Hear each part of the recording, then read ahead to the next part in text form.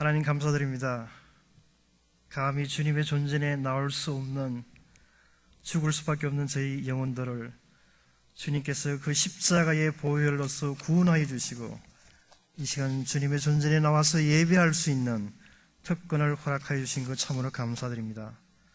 하나님, 이 시간 예배드릴 때에 주님의 영이 충만하게 하시고 하나님의 그 영광을 바라볼 수 있는 귀한 시간 되게 하시며 하나님께는 영광이 되게 하시며 저희들에게는 큰 은혜가 넘쳐나는 그런 귀한 예배가 되어질 수 있도록 주께서 인도해 주실 줄 믿사옵고 사랑이 많으신 예수님 이름으로 간절히 기도드려옵나이다. 아멘. 오래전에 제가 한국을 떠나 미국으로 유학 올 때 한국에서 한참 유행했던 맹군의 천리마라는 그런 유머로서 오늘 설교를 시작을 할까 합니다. 한국의 어느 마을에 초등학교 3학년에 다니는 맹구란 아이가 살았습니다. 그런데 그 집에는 하루에 천리를 달릴 수 있는 그런 천리마가 있었습니다. 하루의 천리, 지금의 용어로 말하면 하루에 한 250km 정도를 달릴 수 있는 아주 귀한, 정말로 무협지나 중국의 영화 같은 그런 장면에서나 볼 수 있는 멋진 말이었습니다. 너무나도 귀중한 말이기에 맹구의 아버지 되시는 이 장로님은, 교회를 아주 열심히 섬겼던 장로님인데, 이 장로님은 이 천리말을 애지중지하셨고 아무에게도 이 말을 태워주시지 않았다고 합니다. 심지어는 그가 그토록 사랑하는 아들 맹구에게도 한 번도 이 말을 태워준 적이 없었습니다. 그러니 어린 나이의 맹구는 그 천리마가 무척이나 타고 싶었지만 어쩔 도리가 없었습니다. 그런데 하루는 드디어 기회가 찾아옵니다. 어디를 가시든지 항상 천리마를 데리고 다니셨는데 오늘따라 이웃 마을에 가시면서 이 천리마를 집에 두고 가신 것입니다. 맹구는 기회는 이때다 싶어서 말 잔등에 올라타면서 할렐루야라고 힘차게 소리를 질렀습니다. 이 천리마는 이상하게도 신실한 장로님 집안의 말답게 할렐루야라고 하면 달리고 아멘 하면 서는, 스탑하는 그런 말이었습니다. 맹구가 할렐루야라고 외치자 말은 달리기 시작을 합니다. 어느새 물을 건너고 산을 넘어 조금만 더 가면 청길 낭떠러지가 있는 바로 그런 절벽이었습니다. 맹구는 말을 세워야겠다는 생각이 들었지만 너무 당황하고 잘못하면 죽을지도 모른다는 공포감에 사로잡혀 말을 세울 수 있는 용어, 뭐라고 했죠? 아멘. 이 아멘이 푸떡 생각이 나지 않았습니다. 그래서 서라, 스탑, 정지, 별의별 용어를 다 사용해도 말은 멈출 기미가 보이지 않고 오히려 더 빨리 달리는 것이었습니다. 그런데 갑자기 맹구의 마음속에 내가 아버지의 천리마를 아버지의 허락도 없이 타서 하나님께서 벌을 주신다는 생각이 들었습니다. 그래서 맹구는 자백의 기도를 하나님께 드리기 시작합니다. 하나님, 제가 아버지의 말을 허락도 없이 탔습니다. 잘못했습니다. 용서해 주시기 바랍니다. 그리고 예수님의 이름으로 기도드립니다. 그리고 나서 뭐하죠? 아멘. 아멘이라고 기도하자마자 청길 낭떠러지 그 절벽 바로 직전에서 말이 극적으로 멈추었습니다. 맹구는 너무나도 기뻐 자신도 모르게 할렐루야라고 힘차게 소리 질렀답니다. 제가 이렇게 우스갯소리를 하는 것은 단순히 웃자고 하는 것이 아니라 이 유머 속에 엄청난 영적인 진리가 담겨 있기 때문입니다. 그것은 이 천리마가 오직 할렐루야 할 때만 달리고 아멘 해야지만 멈추는 것처럼 우리가 기도를 한다고 해서 다 하나님께서 응답해 주시는 것이 아니라 응답받는, 하나님께서 응답해 주시는 기도의 조건이 있다는 말씀입니다. 오늘 본문 말씀을 통해서 응답받는 기도의 조건이 무엇인지를 살펴보기를 원합니다. 오늘 본문 말씀의 배경은 예수님께서 이른바 산상수훈이라는 마태복음 5장, 6장, 7장의 말씀을 마치시고 산에서 내려오실 때 한 문둥병자가 예수님께 나와 자신의 병 낫기를 간청하는 그런 장면입니다. 그 기도는 불과 우리말로 18단어로 된 한 문장의 아주 짧은 기도였지만 엄청난 위력을 지녀 즉각 응답을 받는 놀라운 역사를 체험하게 됩니다. 도대체 어떤 기도였기에 응답을 받을 수 있었을까요? 하나님의 보좌를 움직이는 기도는 도대체 어떤 기도일까요? 첫 번째, 오늘 본문이 보여주는 하나님의 보좌를 움직이는 기도는 주님 앞에 겸손히 그리고 용기 있게 자신의 문제를 아뢰는 기도입니다. 주님 앞에 겸손히 그리고 용기 있게 자신의 문제를 아뢰는 기도가 하나님의 보좌를 움직이는 기도입니다. 오늘 본문 말씀 2절은 이렇게 기록되어 있습니다. 한 문둥병자가 나와서 절하고 가로되 라고 시작을 합니다. 이 문둥병자는 자신의 문제를 예수님께 가져오는 용기가 있었습니다. 자신의 문제를 주님 앞에 아뢰는 것 참으로 쉬운 일이 아니냐고 그렇게 반문할 수도 있습니다. 그런데 그렇지 않습니다. 오늘 본문 말씀 1절 마지막 구절은 흐다한 무리가 예수님을 쫓았더라라고 그렇게 기록이 되어 있습니다. 그 많은 수의 무리들도 이 문둥병자처럼 절박하고 큰 문제는 아닐지언정 그들 나름의 크고 작은 문제를 다 가지고 있었을 것입니다. 왜냐하면 문제없는 인생이 없을 수 없기 때문입니다. 문제없는 인생은 오직 무덤에나 가야 있습니다. 그러나 그 문제를 가지고 있던 그 흐다한 무리 중에서 오늘의 주인공 이 문둥병자만이 예수님께 자신의 문제를 가지고 오는 겸손과 용기를 보여주고 있습니다. 오늘날에도 예수님을 따르는 많은 크리스찬들이 있지만 자신의 문제를 자신의 힘으로 해결하려고 하지 예수님께 아뢰기를 꺼려합니다. 우리의 대부분은 문제가 발생을 하면 내가 가지고 있는 백그라운드를 통해서 그 문제를 해결하려고 합니다. 내가 아는 힘 있는 사람, 내가 가지고 있는 경험, 내가 가지고 있는 지식, 내가 가지고 있는 재물 등으로 문제를 해결하려고 동분서주하는 것입니다. 우리는 우리가 믿는 하나님이 우리의 모든 문제를 해결하실 수 있는 전능한 하나님이심을 머릿속으로는 잘 알고 있고 우리의 입술을 통해서 고백을 하고 다른 성도님들에게 문제가 생기면 기도가 최선의 방책이라며 기도하라고 권면은 잘 하면서도 정작 우리에게 문제가 생기면 예수님께 그 문제를 가지고 오지를 않습니다. 예수님은 마치 막다른 골목에서 어쩔 수 없이 찾아가는 최후의 보루증으로 그렇게 생각을 합니다. 때로는 기도는 하지만 문제 해결 때문에 마음이 급하고 분주해서 주님과의 깊이 있는 대화를 나누지 못합니다. 예수님 안녕하시죠? 저 오늘 너무 바빠서 예수님과 깊이 있는 대화가 어려울 것 같네요. 다음에 시간이 나면 그때 하죠. 그럼 안녕히 계십시오 라고 하면서 기도를 바삐 끝내시지는 않으십니까? 예수님께서는 우리의 문제를 듣기를 원하시고 그것을 해결해 주시기를 원하고 있습니다. 그런데 우리는 오늘 너무 바쁘다는 핑계로 예수님을 외면하고 계시지는 않습니까? 제가 얼마 전에 하이웨이를 지나가다 길가에 있는 교회의 광고 표지판에서 이런 글귀를 본 적이 있습니다. 당신이 성경을 읽을 시간이 없도록 바쁘다면 당신은 너무나도 바쁜 삶을 사는 것이다.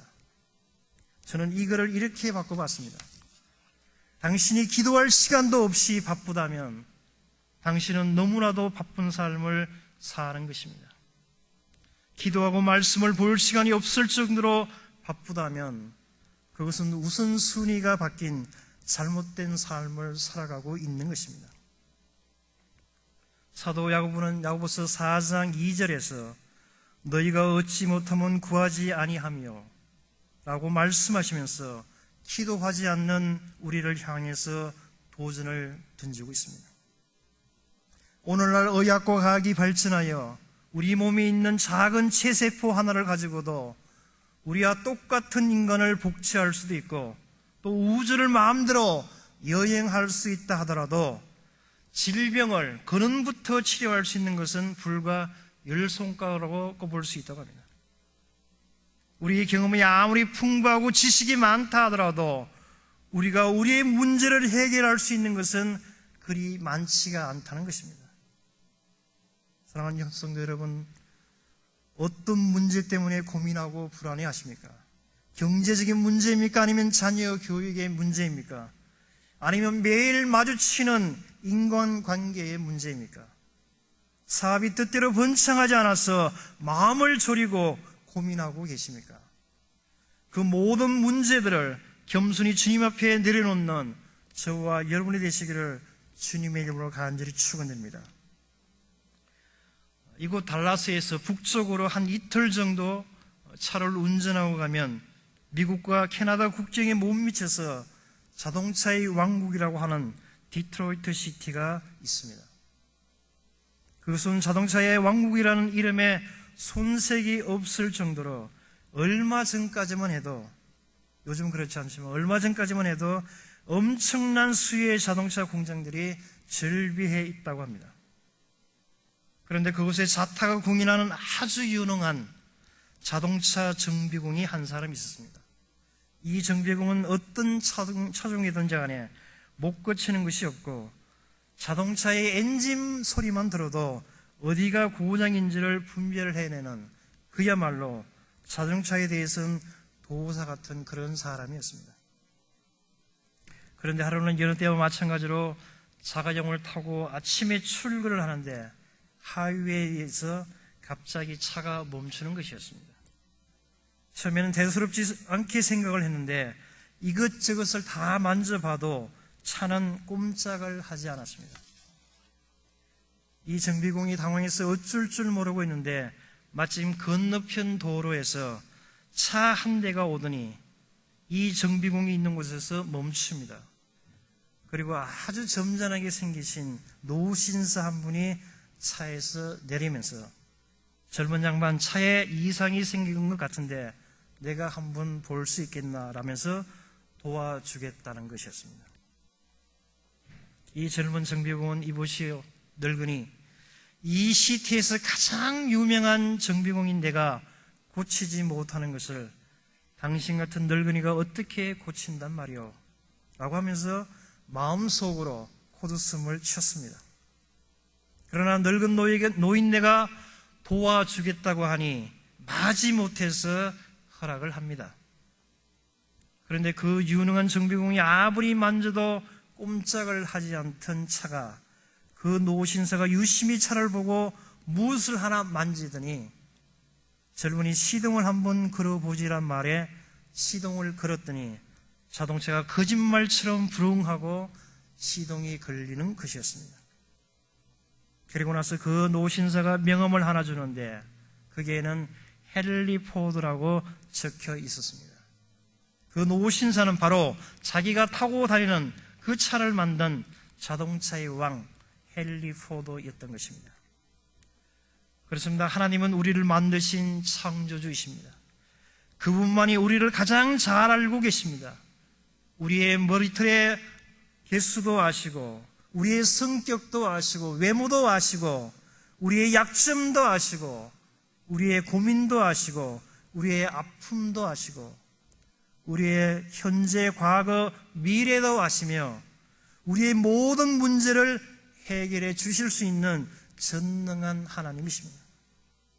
그분 앞에 우리의 모든 문제를 진지하게 내려놓고 그분의 도움을 요청하며 삶의 모든 문제를 해결받는 저와 여러분이 되시기를 간절히 축원드립니다. 두 번째, 오늘의 본문이 보여주는 하나님의 보호자를 움직이는 기도는 예수님의 주권에 맡기는 기도입니다. 오늘 본문에 등장하는 이 문둥병자의 단 한 가지 소원이 소원은 하루빨리 문둥병으로부터 해방이 되고 정상인의 삶으로 돌아가는 것, 그것이 가장 큰 그의 기도 제목이었을 것입니다. 정확하게 언제부터 문둥병이 걸렸는지 모르지만 이 질병으로 인한 말할 수 없는 육체적, 정신적 고통, 그 고통이 너무 커서 이렇게 살면 무엇하나 싶어서 스스로 삶을 포기하고픈 그런 생각도 여러 번 들었을 것입니다. 항상 몸은 썩고 문드러져 진물이 나고 형체를 알아볼 수 없고 냄새가 납니다. 고약한 냄새가 납니다. 그리고 가족을 한번 보고 싶어도 볼 수가 없는 상황입니다. 어쩌면 그 가족까지도 그를 포기했는지도 모릅니다. 이 얼마나 애절하고 가슴 아픈, 아무리 무딘 감정을 소유한 사람이라고 할지라도 눈물을 흘리지 않을 수 없는 그런 처지에 놓인 사람이 아니겠습니까? 아마 제가 그 문둥병자였다면 저는 이렇게 간청했을 것 같습니다. 예수님, 제가 너무 불쌍하게 보이지 않습니까? 예수님, 제 몸뚱아리를 좀 봐주시길 바랍니다. 이것이 어떻게 사람의 몸이라고 할 수 있겠습니까? 제가 이 문둥병이 낫기를 위해서 목숨을 걸고 지금 예수님께 왔습니다. 사실 예수님 당시에 이스라엘에서는 문둥병자는 하나님의 벌을 받은 자로 간주가 되었고 그 병의 전염성 때문에 격리된 곳에서 살아야 했고 만약에 일반인들이 사는 곳에서 눈에 띄면 돌에 맞아 죽어도 하소연할 곳이 없는 그런 처지에 놓인 사람들이었습니다. 예수님, 제발 제 병을 고쳐주시기를 바랍니다 하면서 눈물을 흘리면서 저는 그렇게 강청을 했을 것입니다. 그런데 이 문둥병자는 그렇게 기도하지 않고 오늘 본문의 말씀 2절 끝부분에서 주여 원하신다면 저를 깨끗게 하실 수 있나이다라고 하면서 완전히 주님의 주권에 맡기는 그런 기도를 드리고 있습니다. 이 문둥병자의 기도를 역어로 표현하면 예수님, 제가 급박한 상황에서 목숨을 걸고 병이 낫기를 위해서 이곳에 왔지만 예수님께서 오늘 제 병이 낫기를 원치 않으신다면 저의 병이 낫지 않아도 기꺼이 주님의 뜻에 순종하겠습니다 라는 그런 기도입니다. 이 얼마나 성숙하고 멋진 기도입니까?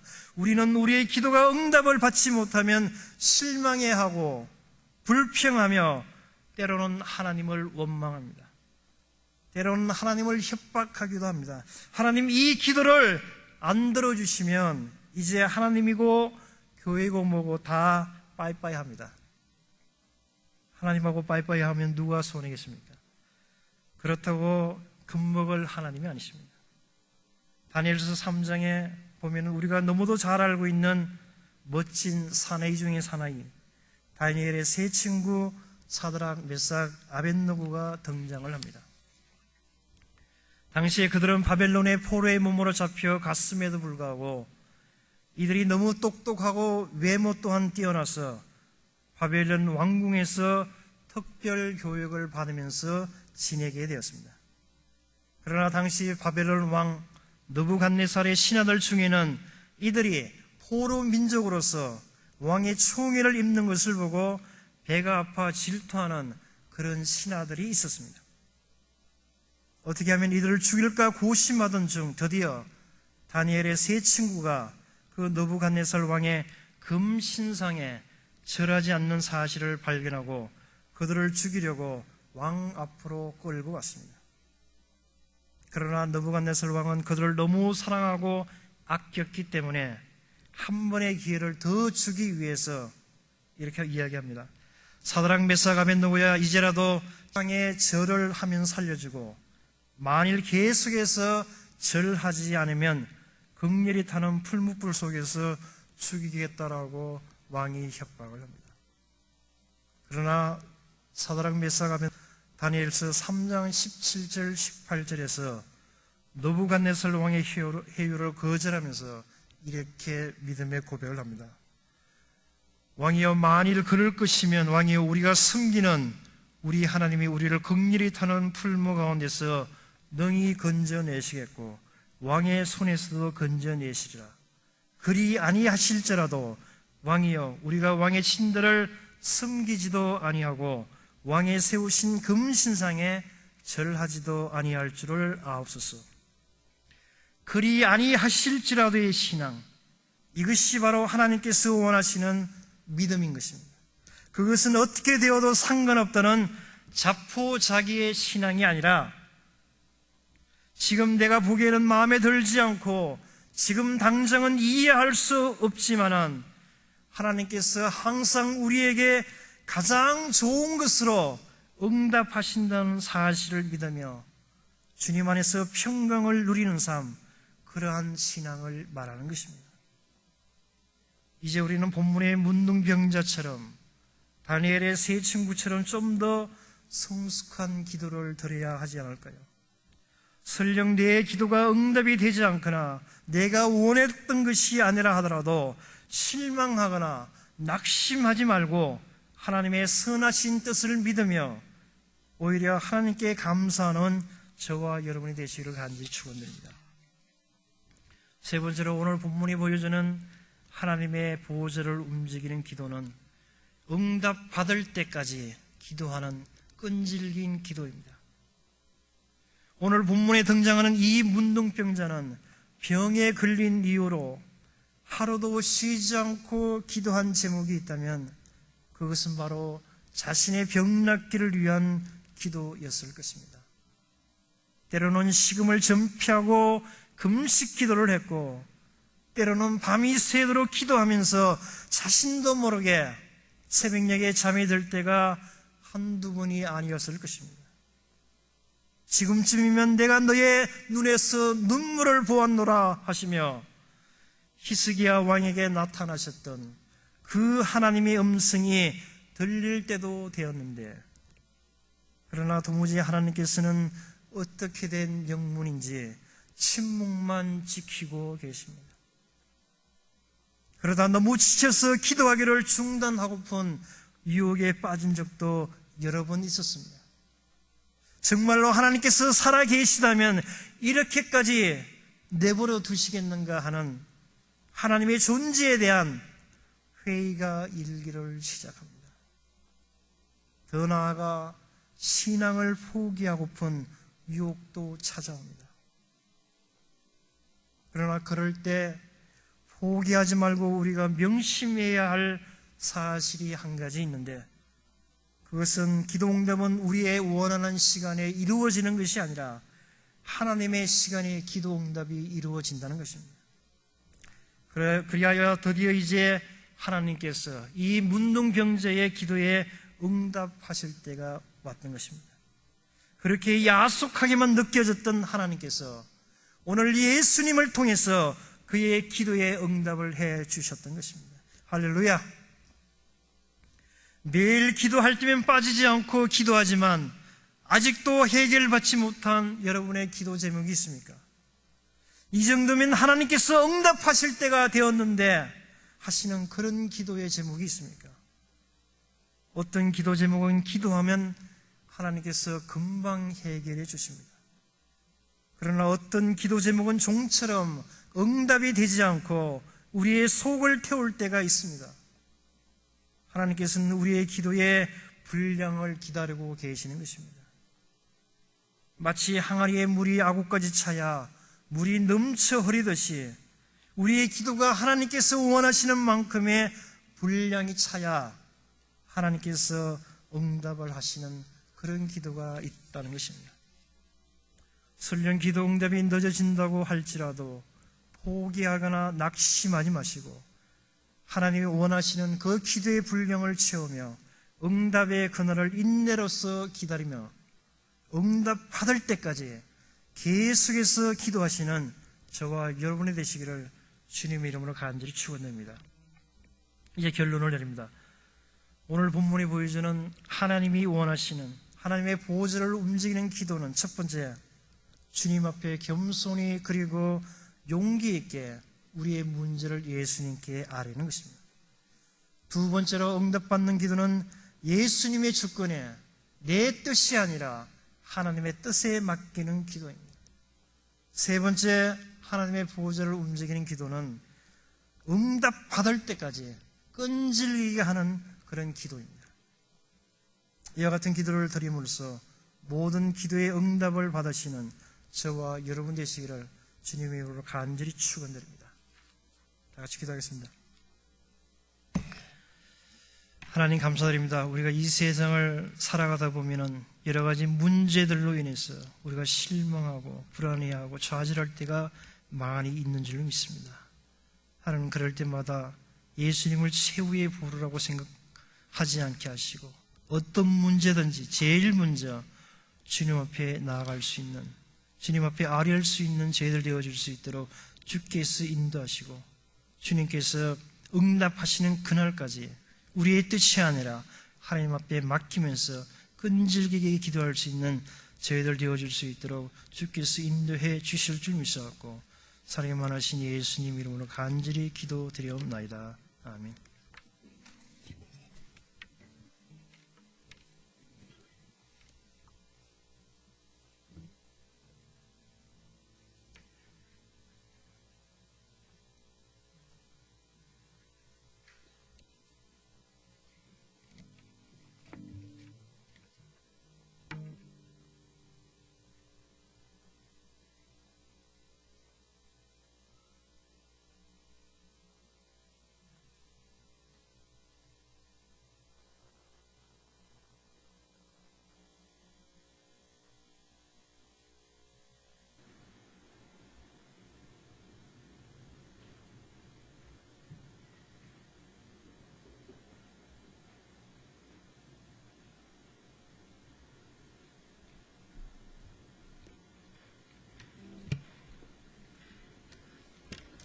다 같이 전능하신 나의 주 하나님 찬양하시면서 준비하신 예물 드리겠습니다.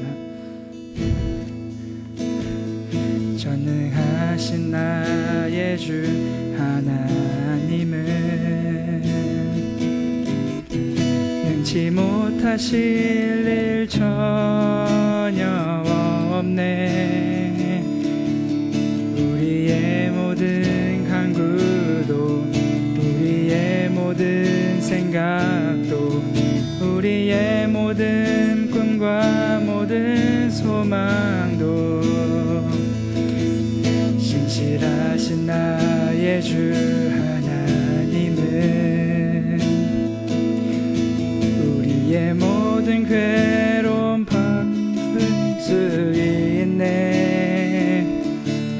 불가능한 일 행하시고 죽은 자를 일으키시니 그를 이길 자 아무도 없네. 주의 말씀 의지하여 깊은 곳에 그물 던져 오늘 그가 놀라운 일을 이루시는 것 보라. 주의 말씀 의지하여 믿음으로 그물 던져 믿는 자에게 능치 못함 없네.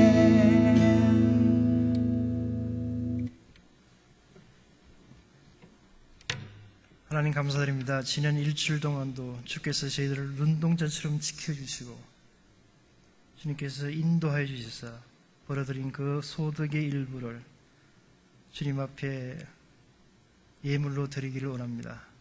주께서 이 예물을 쓰이는 그 곳마다 예수 그리스도의 향기가 넘쳐나게 하시고 하나님의 왕국이 더욱더 확정되어질 수 있도록 귀하게 주께서 쓰실 줄 믿사옵고 사랑이 많으신 예수님 이름으로 기도를 드립니다.